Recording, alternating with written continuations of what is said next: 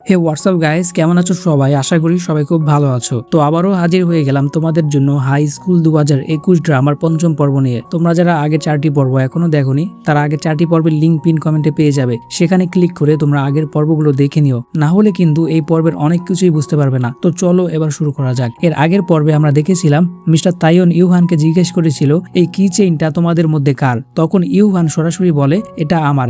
ইউহানের মুখ থেকে কথাটা শোনা মাত্রই মিস্টার তাইয়ন তাকে বলে দেন তোমাকে এই স্কুল থেকে বহিষ্কার করা হলো। কথাটা শুনে ইউহান একেবারে হতভম্ব হয়ে যায়। আর এই পর্বের শুরুতে আমরা সেই দৃশ্যটা দেখতে পাই। ইউহানের এমন পরিস্থিতি দেখে জিওন আর জিও দুজনেই বেশ অবাক হয়ে যায়। তারা মিস্টার তাইয়নকে নানাভাবে বোঝানোর চেষ্টা করতে থাকে, কিন্তু মিস্টার তাইয়ন তাদের কোনো কথাই শুনতে চায় না, বরং তিনি দুজনকেই ক্লাসে যেতে বলেন। এদিকে ইউহানেরও আর কিছু করার থাকে না, সে একেবারে নিরুপায় হয়ে সেখানেই বসে থাকে। ক্লাসে ফিরে আসার পর জিও আর জিওন দুজনেই বিষয়টা নিয়ে ভীষণ চিন্তায় পড়ে যায়। তারা ভাবতে থাকে এটা কিভাবে সম্ভব, ইউহান তো সেদিন ছাদেই যায়নি। এর মধ্যে স্কুলের বাকি স্টুডেন্টরাও জেনে যায় যে ইউহানকে স্কুল থেকে বের করে দেওয়া হয়েছে।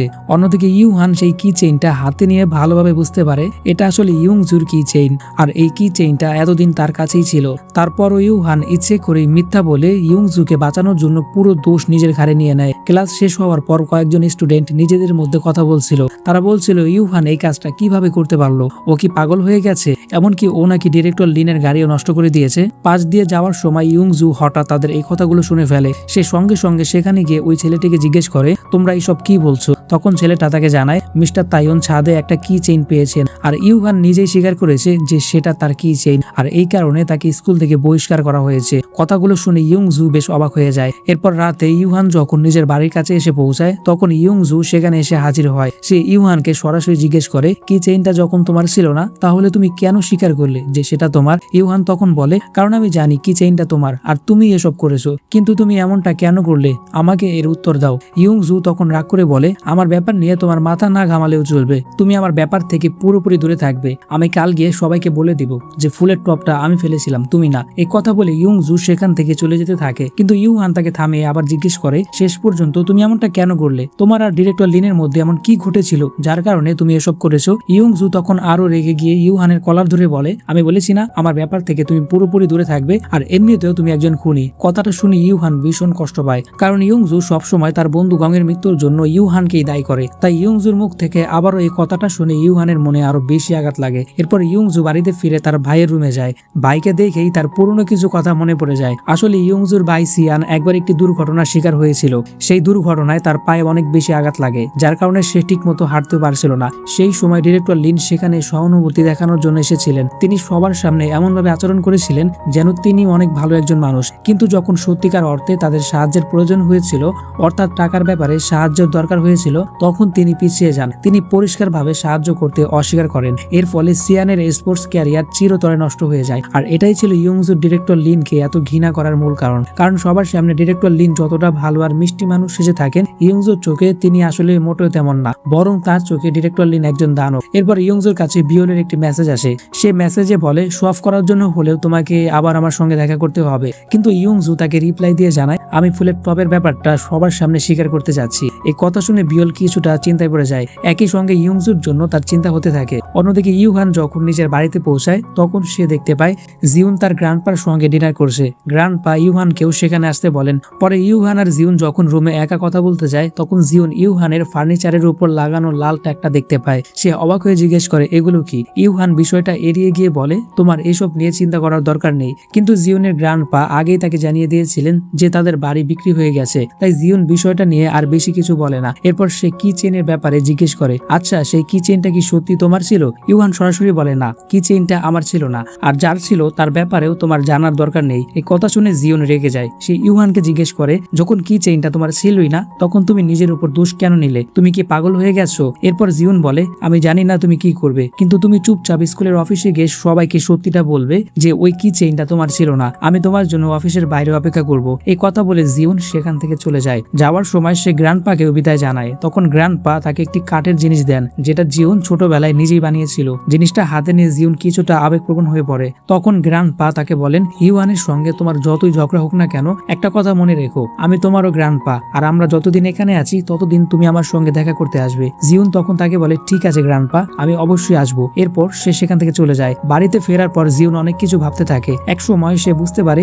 ইউয়ান সব জায়গায় তার জন্য নয়, বরং টাকার জন্য অনেক কিছু করছিল, কারণ তার গ্র্যান্ডপার বাড়ি বিক্রি হয়ে গেছে, অর্থাৎ ইউহানের আর্থিক অবস্থা মোটেও ভালো নয়। আর জিউন এতদিন এসবকে ভালোবাসা ভেবে ভুল করছিল। সে মনে মনে ভাবে, আমি সত্যি কত বড় বোকা। ঠিক তখনই জিউনের বাবা দরজা নক করে তাকে খেতে আসতে বলে। জিউন নিচে চলে আসে, কিন্তু সেখানে খাবার খাওয়ার সময়ও তার পরিবার ইউহানকে নিয়েই কথা বলতে থাকে। তারা আলোচনা করছিল কিভাবে ওই বেচারার বাড়ি পর্যন্ত বিক্রি হয়ে গেছে। এসব কথা শুনে জিউনের আরো খারাপ লাগতে থাকে। এর পরের দিন স্কুলে ইয়ংজু ডিরেক্টর লিনের গাড়ির দিকে তাকিয়ে দাঁড়িয়েছিল। ঠিক তখনই মিস্টার লি সেখানে এসে তাকে বলেন, তোমার নিশ্চয়ই নিজের কাজের জন্য অপরাধ বোধ হচ্ছে, তাই না? ইয়ংজু তখন তাকে জানায় সে নিজের ভুল সবার সামনে স্বীকার করতে যাচ্ছে। কথাটা শুনে মিস্টার লি ইয়ংজুর জন্য বেশ চিন্তিত হয়ে পড়েন। তিনি তাকে বোঝানোর এবং আটকানোর অনেক চেষ্টা করেন, কিন্তু ইয়ংজু তার কোনো কথাই শুনতে চায় না। তবে ইয়ংজু যখন অফিসের কাছে গিয়ে পৌঁছায় তখন সে অবাক হয়ে যায়, কারণ সেখানে দেখতে পায় ক্লাসের টপার জিসু মিস্টার তাইওনের সামনে দাঁড়িয়ে স্বীকার করছে যে ফুলের টপটা ভুল করে সেই ফেলেছিল। এটা থেকে ইয়ংজু একেবারে অবাক হয়ে যায়। সে অফিসের ভিতরে যেতে চাচ্ছিল।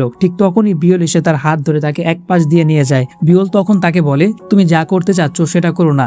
ইয়ংজু অবাক হয়ে জিজ্ঞেস করে, যখন ভুলটা আমার তখন জিসু কেন সেটা নিজের উপর নিয়েছে? বিয়ল তখন তাকে বলে, কারণ সে ক্লাসের টপার, মিস্টার তাইওন তাকে কখনোই স্কুল থেকে বের করে দিবেন না। এরপর ইয়ংজু বিয়লকে জিজ্ঞেস করে, তোমার কাছে কি এই ফেক বয়ফ্রেন্ডের অভিনয়টা এতটাই গুরুত্বপূর্ণ যে তুমি আমার বদলে আর অন্য কাউকে বেছে নিতে পারলে না? বিয়ল তখন তাকে বলে, আমার কাছে কার্পেন্ট্রি ক্লাবের কম্পিটিশনটাই বেশি গুরুত্বপূর্ণ, তাই তুমি সেখানে জয়েন করো। সেখানে জিসুও থাকবে, আর সে তোমার জন্য এই কাজটা করেছে, তাই তাকে ধন্যবাদ হিসেবে তুমি একটু সাহায্য করে দিও। শেষ পর্যন্ত ইয়ংজু বিয়লের কথায় রাজি হয়ে যায়।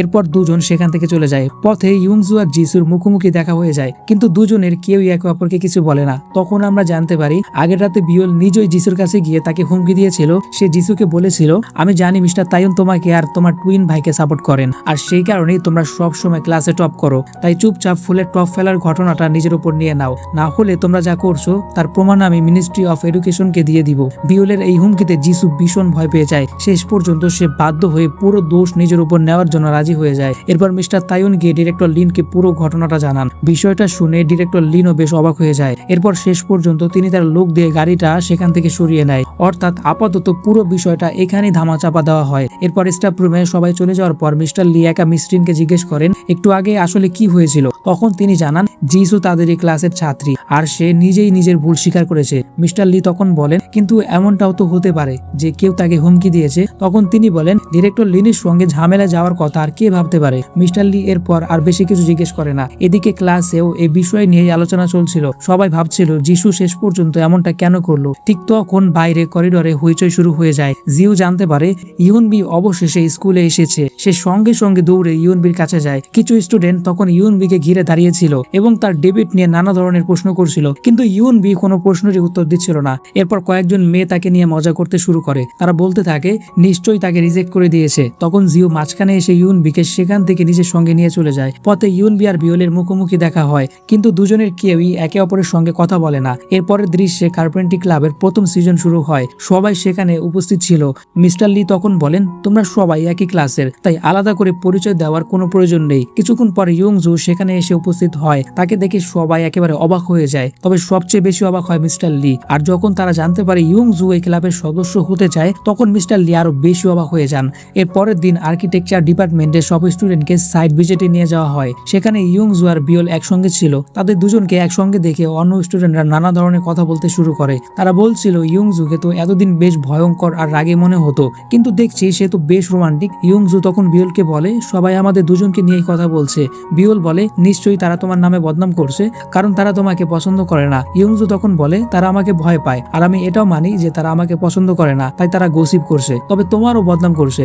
অন্যদিকে জিসু আর জিয়নকে সব সময় একসঙ্গে থাকতে দেখে মিস্টার লি মিসরিনকে জিজ্ঞেস করেন, এই দুজনের বন্ডিং বোধহয় বেশ ভালো, তাই না? সব সময় একসঙ্গে থাকে। মিসরিন তখন বলেন, বাস্তবে তারা দুজন একে অপরকে একদমই পছন্দ করে না, কিন্তু তাদের কাছে আর কোনো উপায় নেই। মিস্টার লি তখন জিজ্ঞেস করেন, শেষ পর্যন্ত তাদের দুজনের মধ্যে এমন কি ঘটনা ঘটেছে? মিসরিন তখন তাকে বলেন, তুমি খুব শীঘ্রই সব জানতে পারবে। ঠিক তখনই কয়েকজন স্টুডেন্ট পান্ডা পান্ডা বলে দৌড়াতে শুরু করে। মিস্টার লি আর মিসরিনও সেখানে গিয়ে দেখতে পান একজন পান্ডার পোশাক পরে নাচছে। সবাই তার নাচের মুভমেন্টের প্রশংসা করছিল। বিয়ল তখন বুঝতে পারে এই পান্ডার পোশাকের ভিতরে আসলে ইউনবি রয়েছে, কিন্তু সে কিছু বলে না, বরং চুপচাপ ইয়ংজুর সঙ্গে এক কোণে গিয়ে বসে। এরপর সব স্টুডেন্ট পান্ডার সঙ্গে ছবি তুলতে শুরু করে। সবাই বেশ আনন্দ করছিল। এদিকে ইউনবির ওই কস্টিউমের ভিতরে প্রচন্ড গরম লাগছিল, কিন্তু সে কোনোভাবে চাইছিল না যে তার ক্লাসমেটরা তাকে চিনে ফেলুক, তাই সে ওই পোশাকের ভিতরেই থেকে যায়। কিছুক্ষণ পর গ্রুপ ফটো তোলার সময় কয়েকজন স্টুডেন্ট ইউনবিকে ছবিতে আনার জন্য টানতে শুরু করে। ঠিক তখনই তার মাস্ক খুলে যায় আর সবাই বুঝতে পারে পান্ডার পোশাকের ভিতরে আর কেউ নয়, বরং ইউনবি ছিল।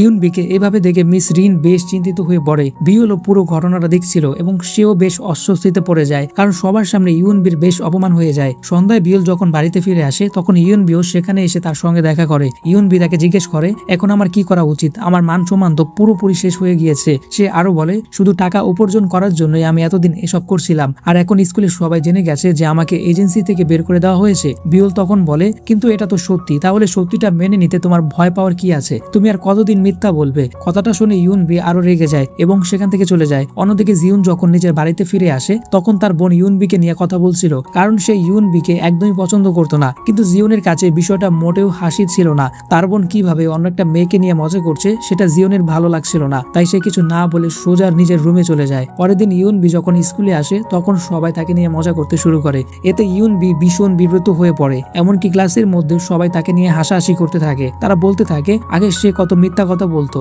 আর এখন দেখো তার আসল অবস্থা কি। তবে ইউনবি কোনোভাবে পরিস্থিতিটা শান্তভাবে নেওয়ার চেষ্টা করে। এরপর আর্কিটেকচার ডিজাইনের ক্লাসে শিক্ষক সবাইকে নিজেদের ডিজাইন প্রেজেন্ট করতে বলেন, আর অন্য একজন স্টুডেন্টকে সেই ডিজাইনের ভুল বা দুর্বল দিকগুলো খুঁজে বের করতে বলেন। প্রথমে জিও তার প্রেজেন্টেশন দেয়, এরপর ইউনবিকে ডাকা হয়, কিন্তু ইউনবির ডিজাইন তখনও সম্পূর্ণ হয়নি। তার ডিজাইন বিচার করার জন্য বিউলকে ডাকা হয়। বিউল ইউনবির ডিজাইনের একের পর এক সমস্যা বলতে শুরু করে, কোন বিষয়টা ভালো হয়নি, কোনটা ঠিক মনে হচ্ছে না, সবকিছুই সে তুলে ধরতে থাকে। এতে ইউনবি প্রচন্ড রেগে যায়। এরপর যখন বিউলের ডিজাইন দেখার পালা আসে তখন ইউনবিও তার ডিজাইন নিয়ে বিচার করতে শুরু করে। সে বলে এটা বিউলের এতিমখানা যেখানে সে থাকে, আর এই যে বাকি রুমগুলো এগুলো অন্য বাচ্চাদের জন্য। কথাটা শুনে ক্লাসের সবাই একেবারে হতবাক হয়ে যায়, কারণ এতদিন পর্যন্ত কেউ জানতোই না যে বিউল একজন এতিম এবং সে একটি এতিমখানায় থাকে। বিউল নিজেও কথাটা শুনে অবাক হয়ে যায়, তবুও নিজেকে সামলে নিয়ে সে বলতে শুরু করে হ্যাঁ এটা আমার রুম আর আমি এতিমখানাটা ডিজাইন করেছি। কিন্তু ইউনবি তুমি ভুল বলছো, আমি চাইলে যে কোনো রুম বদলে নিতে পারি, আমার কোনো নির্দিষ্ট রুম নেই, কারণ আমি ওই এতিমখানার সব বাচ্চার মধ্যে সবচেয়ে বড়, তাই আমি নিজের ইচ্ছে মতো যে কোনো কিছু করতে পারি। কথাগুলো শুনে স্টুডেন্টরা আরো বেশি অবাক হয়ে যায়, আর এসব কথা শুনে ইয়ংজোরও বিউলের জন্য বেশ খারাপ লাগতে থাকে। তার মনে বিউলের জন্য একটা আলাদা নরম জায়গা তৈরি হতে শুরু করে। এরপর ক্লাসের কিছু স্টুডেন্ট ইউনবিকে কথা শোনাতে শুরু করে। তারা বলে আমরাও বিউলকে খুব একটা পছন্দ করি না, কিন্তু তোমরা দুজন তো একসময় বন্ধু ছিলে, তাহলে এতিমখানার ব্যাপারটা সবার সামনে বলার কি দরকার ছিল। এই কথাগুলো শুনে ইউনবিও আর কিছু সহ্য করতে পারে না, সে সঙ্গে সঙ্গে ক্লাস থেকে বেরিয়ে যায়। জিও তখন তার পেছনে যায়, বাইরে গিয়ে তাকে থামানোর অনেক চেষ্টা করে, কিন্তু ইউনবি কোনোভাবেই থামতে চায় না, বরং জিওকে অনেক কথা শুনিয়ে সেখান থেকে চলে যায়। এদিকে সবাই তখন বিউল যে এতিমখানায় থাকে সেই বিষয় নিয়ে আলোচনা করতে থাকে। এসব কথা শুনে বিউলও এক জায়গায় চুপচাপ বসে মন খারাপ করছিল, কিন্তু তখনই ইয়ংজু তার কাছে আসে, কারণ সে বিউলকে নিয়ে সত্যি চিন্তিত ছিল। কিন্তু বিউল তাকে চুপ থাকতে বলে। এরপর যখন তারা ক্লাবে কাজ করছিল তখন জিয়ানও বিউলকে নিয়ে মজা করতে শুরু করে, কিন্তু তার বোন তাকে সঙ্গে সঙ্গে চুপ করিয়ে দেয়। ঠিক তখনই ইউনবির মা বিউলকে ফোন করেন। একই সঙ্গে বিউলের ফোনে বারবার মেসেজও আসতে থাকে। মেসেজগুলো দেখার পর বিউল হঠাৎ করে ক্লাস ছেড়ে তাড়াহুড়ো করে সেখান থেকে চলে যায়। কাউকে কিছু না জানিয়েই সে বেরিয়ে যায়। ইউনবির মা বেশ চিন্তিত ছিলেন, কারণ ইউনবি ক্লাস থেকে চলে গেছে এবং তার ফোনও বন্ধ পাওয়া যাচ্ছিল। তাই বিউল দ্রুত অ্যামিউজমেন্ট পার্কে পৌঁছে যায়। সেখানে গিয়ে সে দেখতে পায় ম্যারিগো রাউন্ডের একটি বক্সের মধ্যে ইউনবি বসে আছে। বিউলও গিয়ে তার পাশে বসে পড়ে।